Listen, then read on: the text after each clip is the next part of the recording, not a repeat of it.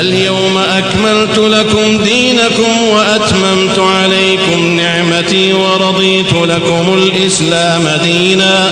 فمن اضطر في مخمصة غير متجانف لإثم فإن الله غفور رحيم يسألونك ماذا أحل لهم قل أحل لكم الطيبات وما علمتم من الجوارح مكلبين تعلمونهن مما علمكم الله